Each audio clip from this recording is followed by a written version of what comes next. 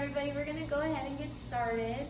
I want to thank all of you guys for coming out and everyone that's going to watch this later online. We're really excited to start doing these classes again. We think that education is really the best way to help everyone be healthier and to help them have a more enjoyable life. And without further ado, we're going to go ahead and get started. Today's class is on menopause. I think hormones are really important, especially at this point in our lives. A lot of people are having a lot of symptoms going with menopause, and our next class will actually be on younger women's hormones when you're not quite in menopause but you're having issues, and even testosterone. We're going to go into in another class. But a lot of people are really struggling with hormones, and I just really think that educating is going to be a big deal. So I'm Dr. Amory Wild, and I'm going to go over kind of the boring stuff, the science, and then my mom will come out with the exciting stuff, and that's Dr. Faith Nelson, and she'll go over how to fix it and lessen these symptoms. So, what is menopause? Menopause is when you've gone 365 days without a period.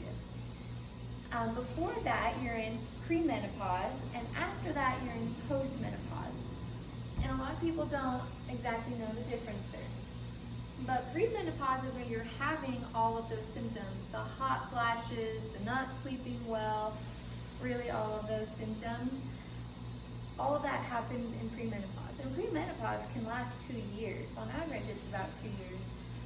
Postmenopause is when you've gone 366 days without a period. So menopause is 365, the next day you're in postmenopause. And what that does is, by that time, most of your symptoms are pretty much gone. But I want to go into the science of, one, how your hormones work on a regular basis, so then you can kind of see what's going on when you're going through menopause to help you understand why you're feeling so crummy. So right here, we have the main hormones that women have. You have your thyroid hormones, your adrenal hormones, and just the glands as well. But then your estrogen and your progesterone. So the relationship with these two here and these two here is if one goes up, the other one will go up, and if one goes down, the other one will go down. So adrenals, that's your cortisol, your stress. If your adrenals are going up or you're getting stressed, your estrogen is going to go up. And if your progesterone goes up, then your thyroid is going to go up. And so they kind of go everywhere together. And then we have a cross with estrogen and progesterone and adrenals and your thyroid. And these ones kind of like to balance each other out. What these ones do is, they're all supposed to kind of be on a scale, 50-50. But if one, say estrogen is doing 80%, then estrogen is going down to 20. So they kind of balance each other out that way. But essentially, if one is doing all the work, the other one is doing none of the work. And that's the same with the adrenals and your thyroid. Then we have a cross. And these don't play nice together. They suppress each other. So if your estrogen goes up, it's going to push your thyroid down. And if your adrenals go up, we're going to go through this cycle. If your adrenals go up, it's going to cause your estrogen to go up, which is going to cause your progesterone to go down, which is going to cause your thyroid to go down. So it's this whole cycle, and we see a lot of women get stuck in this cycle with PCOS and painful periods and acne, and their hormones are all over the place, or they're really heavy. It's this cycle here that's out of balance. So when you go through menopause, things change. Obviously, you're born with all of the eggs that you'll ever have in your ovaries. So when you get to that inevitable point in life when you're running out of eggs, your ovaries start making less hormones. They start making less estrogen and less progesterone. So your brain, your pituitary gland, starts to send out signals through hormones, other hormones, FSH and LH, to stimulate your ovaries. Like, why aren't you doing your job? We're supposed to have more hormones here. And essentially the ovaries are like, hey, I don't have any more eggs, so I don't really need to do anymore. And so what does that do to this cycle here? Well, if your estrogen and your progesterone are going lower, it's going to cause your adrenals a lot of stress. Your adrenals need estrogen. They need that balance with the estrogen. So your adrenals actually make a hormone called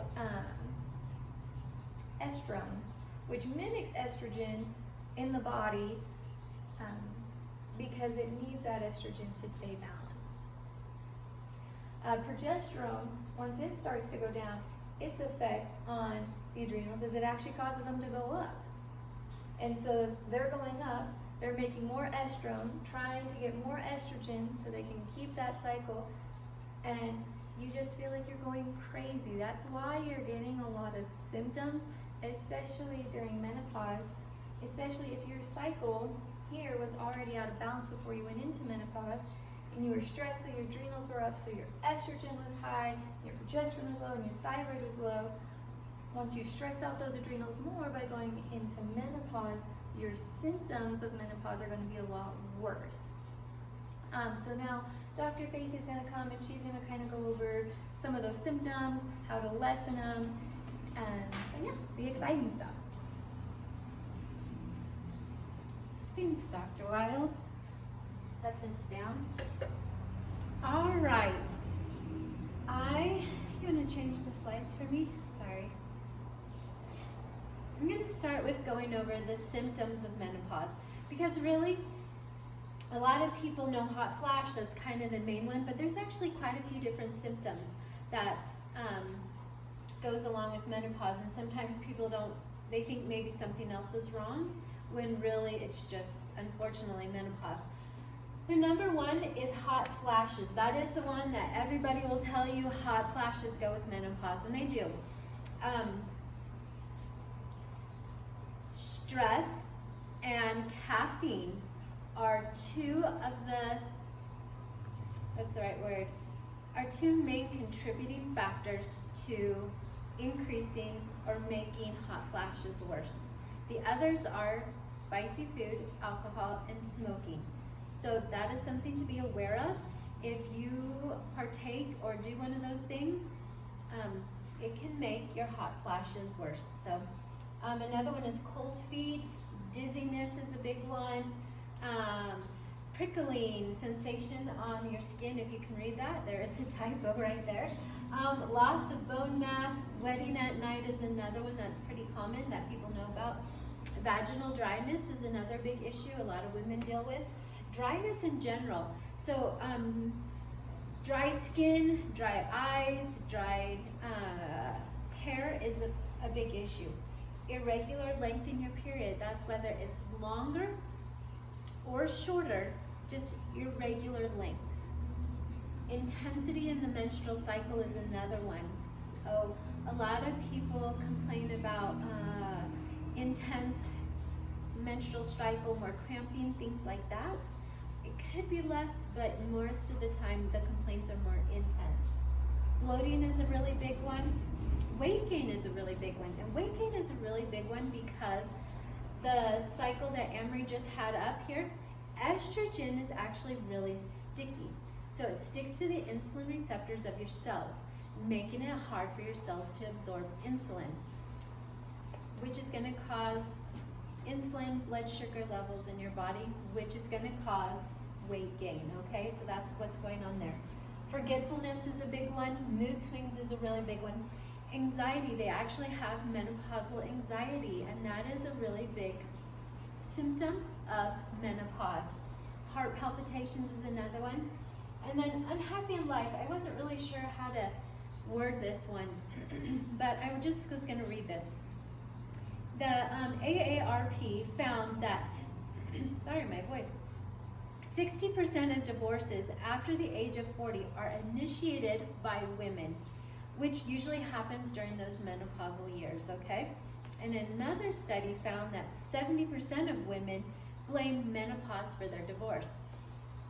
When you're in menopause, you feel there's a crazy cycle that can go on with some women. Not everybody gets it, but some women do, to where they feel unhappy, unsatisfied. Life is not joyful anymore, and they feel as if it's their partner's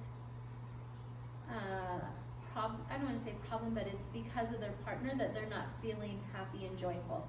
And really what's going on is it's menopause, and the hard thing is that once they get through menopause, they're still not happy. They're still not joyful even after the divorce, and they realize it wasn't my spouse, it was actually me.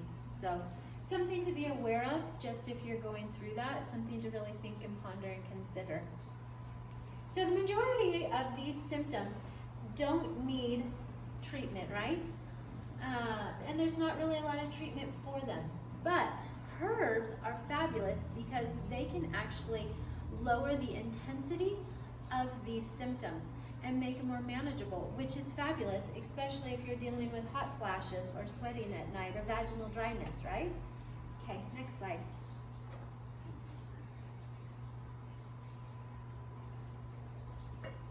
Sorry, I woke up today with a little bit of a runny nose, and so my husband's been sick, and I think he shared it with me. We get a lot of women coming into our brick and mortar store that are like in their late 20s, some even in their early 30s, and they're like, I'm in early menopause. And so I wanted to take just a minute to talk about some things that can be happening that will cause you to miss a period, but not necessarily early menopause, okay? So one of them is poor nutrition. We live in a world today that our diets are horrible for the majority. There are some that have really clean diets. But overall, the majority of people, even those who think they eat healthy, eat actually a lot of processed food. And so poor nutrition can actually lead to missed periods, menstrual cycles. High stress levels can also lead to you missing a menstrual cycle. Excessive exercise is another one. A lot of people don't realize this one. Thyroid struggling or hormone imbalance can actually also lead to your missing a menstrual cycle. There are other things like PCOS, something like that, and I wanted to just kind of go over the symptoms of it just so you're aware if you have it. PCOS, a lot of times people have, they gain weight easily, they have struggle with infertility, increased menstruals, miscarriages, They also are insulin resistant, diabetics, and a lot of times, sometimes heart disease can come also with PCOS. And those will actually cause you to miss some menstrual cycles as well. And there's a few other things, but those are kind of the general majority main ones. So, I'm gonna click the slide. So when I was prepping for this class, I found a really interesting study I wanted to share with you. In Japan, there was a study done with pregnant women, and it was between the years of 2002 and 2005, so it actually went for a long time. And the one who did the study was, and I'll probably slaughter this name, but hopefully no one is too offended, the Hokkaido Study on Environment and Children's Health. And what they did is they asked pregnant women to come in and give a blood sample, and they tested their blood for 29 different pesticides, okay? The crazy thing is that 21 of those pesticides were never used in Japan, okay? This confirmed that highly persistent pollutants can be transported long distances, whether by air or by ocean. And I think that's really important to know, just because in our world today, toxins are greater than they've ever been in the past. And it's one of the reasons that plays into it. And it's one of the reasons why I wanted to talk about a few of our toxins. There's toxins quite a few different places, and I'm not going to go over all of them, because if you knew all of them, you would actually be afraid to like leave your home, but to stay in your home. I mean, the toxins are just everywhere. And I tell people that the number one hormone disruptor in women is skincare makeup products, okay? So I'm going to talk to you about those two, but I want you to realize that toxins are coming at us from the ocean, the air, a lot of different places. But the two we're going to talk about are more cosmetically based, because they are, for women in our society, the number one hormone disruptor. So the first one is triclosan. Triclosan was actually discovered in 1964, And it was used as a detergent in surgical scrubs, okay? It's really antimicrobial and antibacterial, or antifungal, which is why they used it in surgical scrubs. You find it today in detergents, skin and body care, tampons, makeup, food storage containers, plastic cutting boards, coated metal knives, cell phone covers, computer keyboards, shower curtains, protective sports gear, and the list can go on and on and on. It's in quite a few different things. So what does it do? And actually I should tell you, the exposure to it can either be on your skin or in your mouth, okay? That's all it has to do is touch your skin or be put in your mouth. What it does is it actually decreases your thyroid hormone T3, which is a problem. It's also been found to alter testosterone and estrogen levels in lab animals. It's believed that triclosan's chemicals mimic the thyroid hormone and binds to receptor sites, blocking thyroid hormones from being made in the body. And women have higher levels of triclosan than men do because of hygiene care of women. So, important thing to know.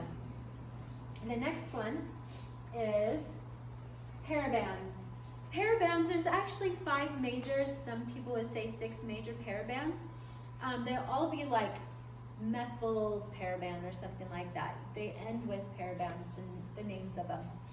And you find these in pharmaceuticals, medical products, personal care products, again ladies, and preservatives and paper products, which is another big one, okay?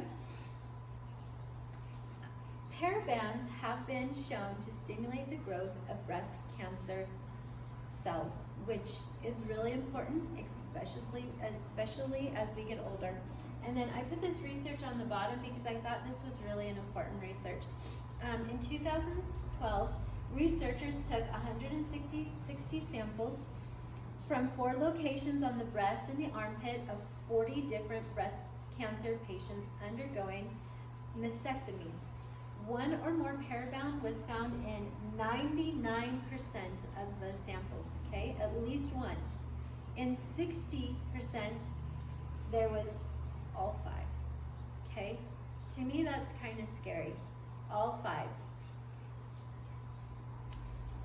If you would have asked me 10, 15 years ago, I would have told you, take out the toxins in your body, do a detox, live healthy going forward.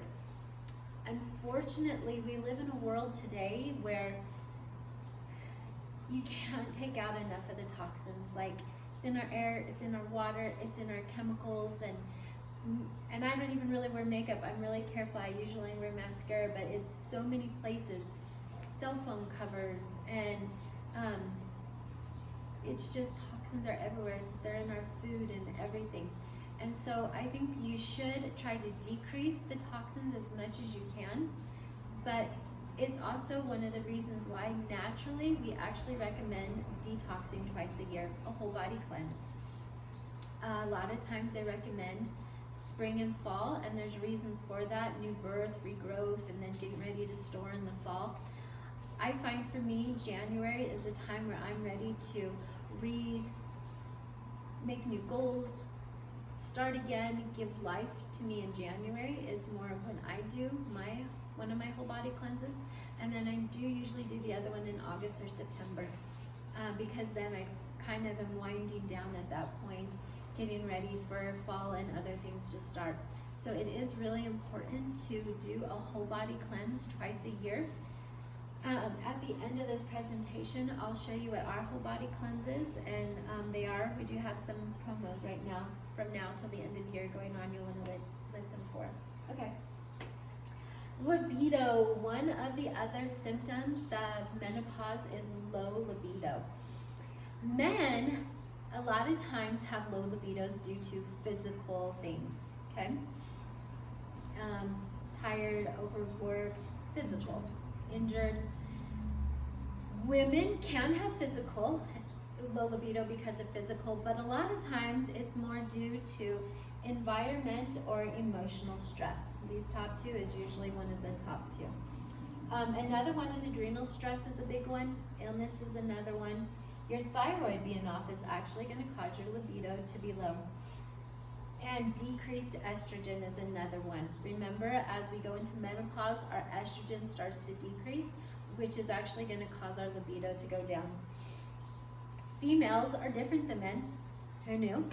And they are biologically hardwired to resist reproduction until they're feeling safe, calm, peaceful, supported in their lives. And so that is something that if you have a low libido, something we need to be working on, right? We actually have one of the few women's libido formulas out there. I had several of my clients come in and they're like, well, do you have anything for women's libido? I was like, no, I've never thought to make anything. And they're like, well, can you make something? And after, I think it was like the third or fourth one, I was like, well, let's go home, let's research it. We researched, my daughter, Dr. Wild, and I researched for a while, and we came up with a formula we felt pretty good about. And we made it, gave it to, asked several of our clients to try it out and to let us know what they thought. And every single one of them came back and was like, I think this works. This is really good. They felt like men, it was a little unfair that all they have to do is pop a little purple pill and there's nothing for them. And they have told some of their friends. Our Ignite Her is actually a good seller here because of there's just not a lot around for supporting women's libido. Sadly to say, I have actually not tried it. I tried all of my tinctures, and this is not one I have tried. When I was doing this and it got done, my daughter was getting ready to have twins and life was a little crazy. And I did not try it, and Joel's twins are now 7 months old, and I've been so busy in life, I haven't even actually thought of trying this one, so I'll have to try it here soon. But all of our clients really like it, and they recommend it to their clients. So anyway, if you wait till the end, or even if you just want to know, with our hormone bundle, we actually are going to throw in a free Ignite Her from now until the end of the year. So anyway, it's one of the perks. All right. So what can you do about menopause and the symptoms? That's really what we want to know, right? What can I do to get through it better, to be happier, to be stable during it so the crazy cycle doesn't take over? So one of the things you can do, an easy one, I started with the easiest, is dress in layers. Hot rooms, hot temperatures is going to ignite in you those hot flashes faster than really, I don't want to say anything else because caffeine and emotional stress really does it too, but it's one of the high ones. So just by dressing in layers, when you're out and about and you start to get hot and sweaty, you can take off layers, which is going to cause your body temperature, core temperature to calm down, and it actually does help with hot flashes. So dress in layers is a big one. All right, breathing techniques. Breathing is a really big one. I know people are like, I breathe all the time, but one of the major causes of hot flashes is emotional stress. Also, there's menopausal anxiety that women struggle with. So learning to control those is going to be really helpful in maintaining your health and helping to decrease the hot flashes, okay? Really simple breathing exercise that I teach almost everybody, maybe not everyone, but quite a few people who come into our brick and mortar store is 4, 7, and 8, okay? So it's pretty easy.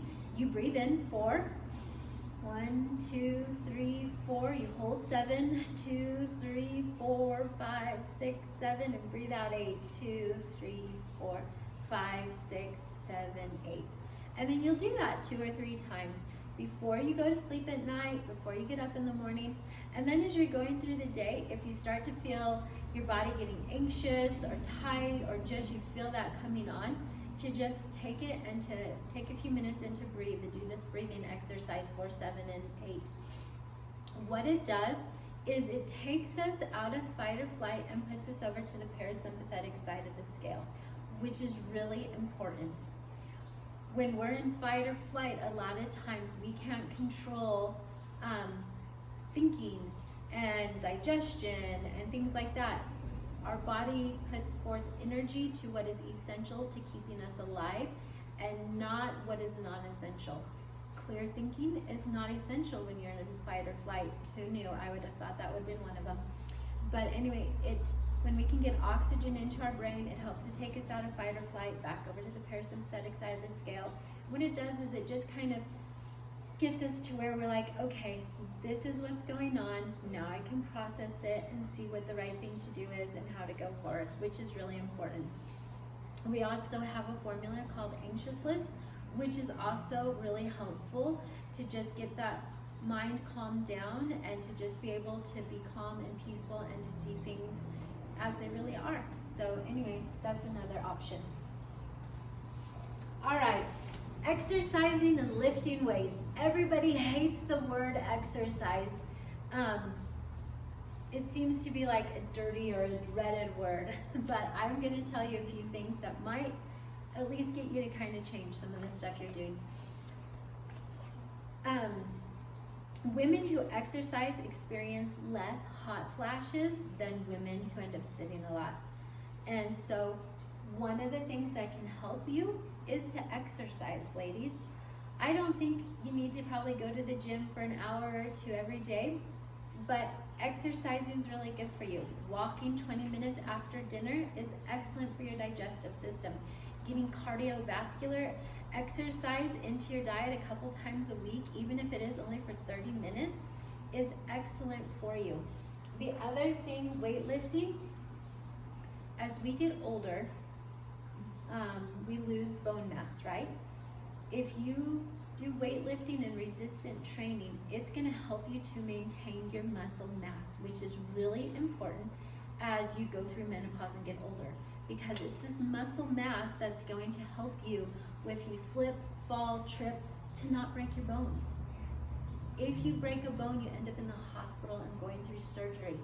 They're going to put you under to fix those things, and a lot of times that can lead to other issues, and it actually helps to bring on some Alzheimer's and dementia symptoms. And so keeping that bone mass can protect you as you move forward and try to live healthy older. The other thing weightlifting does is it helps to, your estrogen is going down, right, as you go through menopause. When you lift weight, it decreases the speed that you're losing your estrogen. So it helps you to keep that estrogen longer, which is really important, okay? All right, acupressure points. I'm gonna set this down and show you a few. I should have, this is why I'm barefoot, okay, so you can see my feet. I'm gonna show you a few for hot flashes, and then I'll show you one for hormone imbalance for women and men, okay? So the first one, let me get stable here, is find your ankle bone, okay? And you'll just go down just a little bit. You kind of go towards the heel, in the center of the heel. There is a little indention right here, okay? This right here, if you hold it, it's K16, it's kidney 16, and breathe. Anytime you do acupressure points, you want to hold them for about a minute to 2 minutes, and you want to breathe deeply during it, okay? Really deep breaths down to your stomach or further, okay? So that's one. Another one is, you can see the ball of your feet. Oh, I'm gonna slip, let me reposition myself. Everybody kind of has like a V on the bottom of their foot. If you push it right at the point of that V, that is another great one for hot flashes, okay? These two are for hot flashes. Okay, the one for hormone disruption, again, find your ankle bone, go 4 fingers above it, and that's about here. Then you want to draw a line from the arch of your foot through the ankle bone right up here. And that is the spot you want. And you just want to sit and push it for hormone imbalance for, again, 1 to 2 minutes. And women and men can use that last one. The other two for hot flashes, in case you can't reach your feet, love the train, is you'll find your top rib, clavicle. Thank you. My daughter knows the name of all of these, and I have to make sure I'm on the right one. You want to go below your clavicle and you go inward. It starts to get a little tight. So right where it starts to get tight, right here. And then you want to do it on the other side too. It should be about 2 inches from the sternum, the center, and on each side, and then you just press them in and hold it here. This is a quick, easy one you can do walking through the store, driving, whatever you need to do, okay? And this one helps with hot flashes. The other one is you find where your spine is in the back, in the base of your skull, okay? And then you go about 1 inch out, you push in and you push up. And again, you'll hold that for about 1 minute or 2 minutes, and that is the other one. So there's a couple points you can work with. Remember to breathe really deeply as you're holding them, and you want to hold them for about 1 minute or 2 long. All right, next one.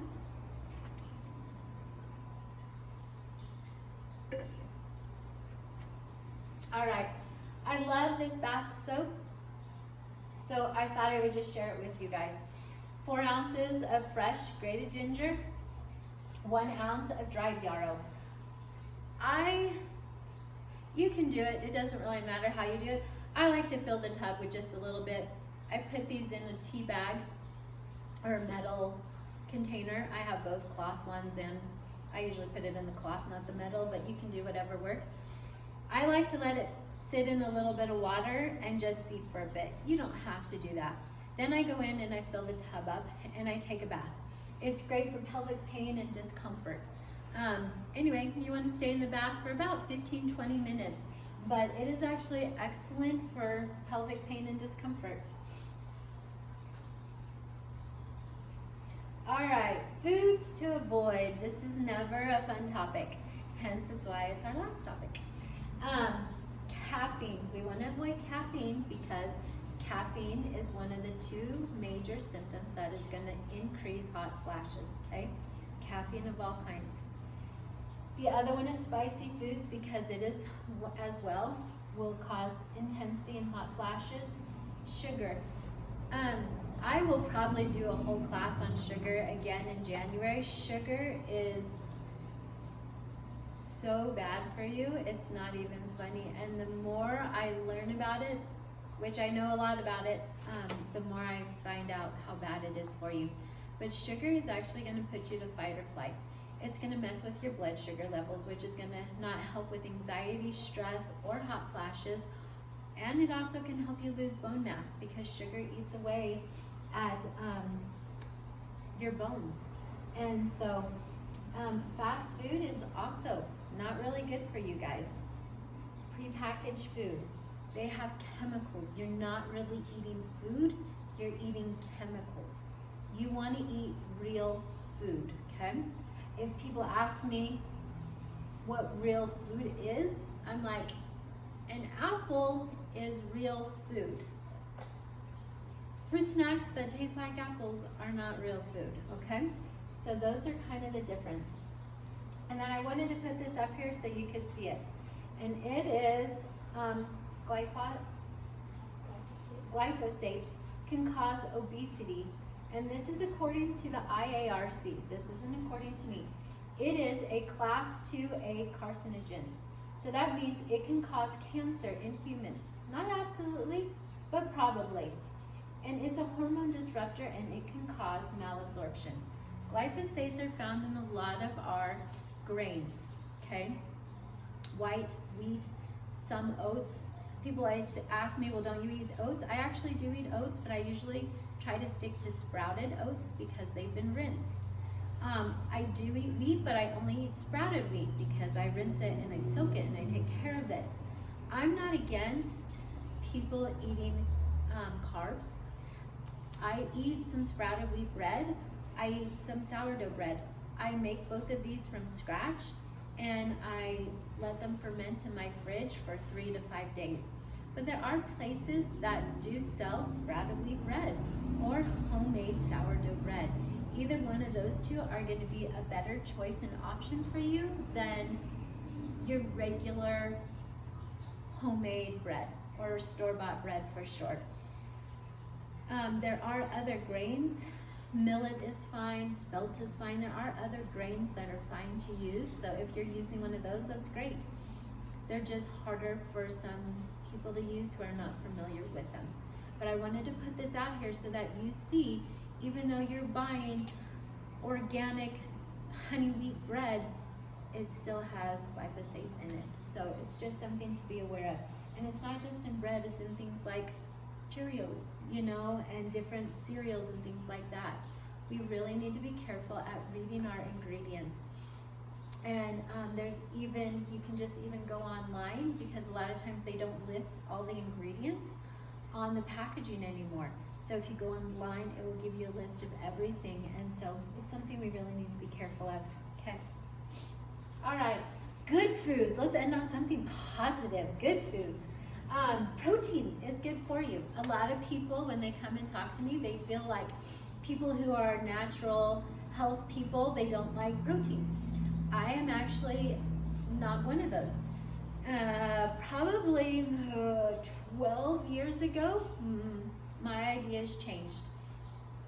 And it was because I had some health issues, and I did not eat a lot of protein before this time.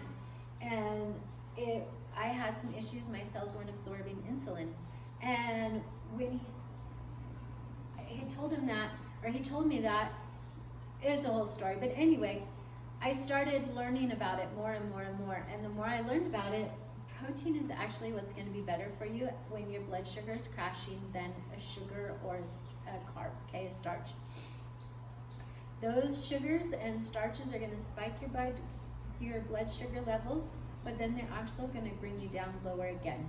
Protein is going to bring you up, and it stabilizes you so you don't crash. Protein is huge. It also helps to feed your brain. How many people are struggling with brain fog right now, memory issues, things like that? Protein helps to feed your brain. It helps to you to keep the muscles that you have, which are really important, that we talked about. I am all for protein. I believe that once you hit 45, you should eat, and this isn't just me, they've actually done medical studies on it, that you should eat about 80 grams of protein a day, which is a lot. It's a lot for me, and I'm all about protein, okay? So I try to tell people, start with just thinking about eating 3 meals and protein with each meal a day, okay? That is really, really important. Healthy fats are another one that's super important. Healthy fats, again, help to feed our brain, and as we get older, it's really important. And I'm going to tell you that building blocks of all hormones are actually cholesterol.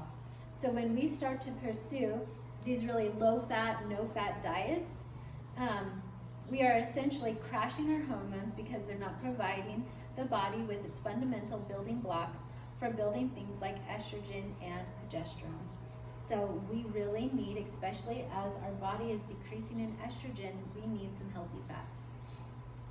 Healthy fats, if you're eating them, also you're going to notice that you're not as hungry and you don't need to eat as much at a meal, okay? It also helps to bring blood sugar levels down, and it turns, and in turn this helps to regulate our epidemic in the world today of insulin resistance, because there are a lot of people in our world today that are insulin resistant, and it's increasing every year. It's kind of crazy when you look at those studies. The next thing is actually our gut health, so digestive enzymes. But we need to repopulate our gut bacteria so that it can work like it needs to. Our gut bacteria, our microbiome in our gut, helps to eat up estrogen, it balances progesterone, and it reduces candida. So it's really important, our gut digestion. Digestive enzymes and probiotics is what I recommend. We used to get enzymes from our fresh fruits and our fresh vegetables, and we are not getting it anymore, and it's because most of the fruit and vegetables we eat are old. A lot of times they're 6 to 8 months old in the stores. So if you think of an apple, if you pick it ripe off the tree, it's full of enzymes, it's life-giving, okay? What an apple that you buy in the store It's either was picked early, so it never had the opportunity to fully ripen and to reach those, get all those enzymes going, or it's been dead for so long, picked for so long, those enzymes have gone to work and there's not a lot left there. And like I said, they're 6 to 8 months old usually by the time we get them in the store. It's why they